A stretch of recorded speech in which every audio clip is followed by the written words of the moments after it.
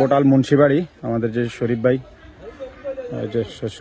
আসসালামু আলাইকুম ভাই। কি হয়েছিল ভাই ঘটনাটা একটু সংক্ষেপে বলুন। আমি বাড়িতে আসছি, বাড়িতে আসার পরে শুনি আমার বাইর বেডিরে উনি দর্শন করণের লাই হারাহারি করছে। এর ভিতরে দিয়ে আমার বাইর খবর হয়, তাড়াতাড়ি দৌড়াই আইছে, আই তারপরে ছুটে নিছে। মানে হাতে নাতে পাইছে ওনার কাছে বাচ্চাটারে, ইয়ে করতে পারে না, দর্শন করতে পারে না, কিন্তু হাতে নাতে ইয়ে করণ লইছিল।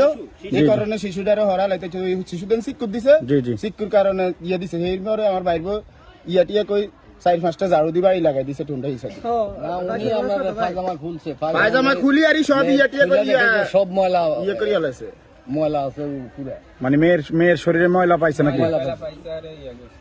এই যে মুরব্বী, এই যে আপনি তো এই বয়সে তো এই কাজ করার মতন না। আপনি এই বয়সে আপনি তো আমাদের দাদার বয়সের, তো এইসব কথা কেন শোনা যাইতেছে? আগে পরে তো আপনার ব্যাপারে অনেকগুলা অভিযোগ ছিল, বা এলাকাবাসী এটাকে আমাদের, বিশেষ করে আমাদের আপনাদের বাড়ির মানুষজন এটা ইয়া করছে। কিছু বলেন কি কারণে এরকম আপনার ইয়া? না আমি এই কোনো কারণ নাই। আমি ওদেরকে সবাইকে ছোট ছোট যারা আছে, ওই যে মনে করেন আমার জমদ্দর ব্যাগেগুলো আমি ডাকি নিয়ে আদর যত্ন করি। এই মাইয়া করে আদর যত্ন কি আছে? ছোট ছোট মাইয়া করে আদর যত্ন কি আছে? এটা কোন আদর যত্ন? আদর যত্নের নাম কি দর্শন করে? এটা কি কোন আদর যত্ন? আদর যত্নের নামে কি দর্শন করে? এটা কি আমাদের এই যে ঘটনাস্থলে পরবর্তীতে এলাকার বাড়ির পোলাপান ধরছে এখন এখানে নাম্বার ঘটনা এটা বারবার ধামাচাপা দেওয়ার কারণে 4 নাম্বার ঘটনা।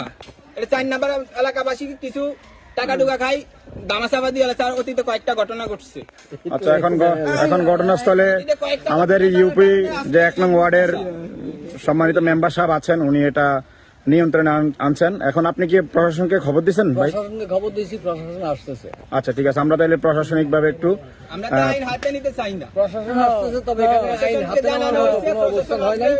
আমি যতটুকু পারছি নিয়ন্ত্রণে রাখছি, ইনশাল্লাহ কোন রকমের কোনো হয় না, অপ্রীতিকর ঘটনা ঘটে না। ওনাকে নিয়ন্ত্রণে রাখছি, আইন তার নিজস্ব গতিতে চলবে, আইনের কাছে ওনাকে সোপর্দ করা হবে। আইন যেটা সিদ্ধান্ত নেয় সেটাই সিদ্ধান্ত। ঠিক আছে, ধন্যবাদ।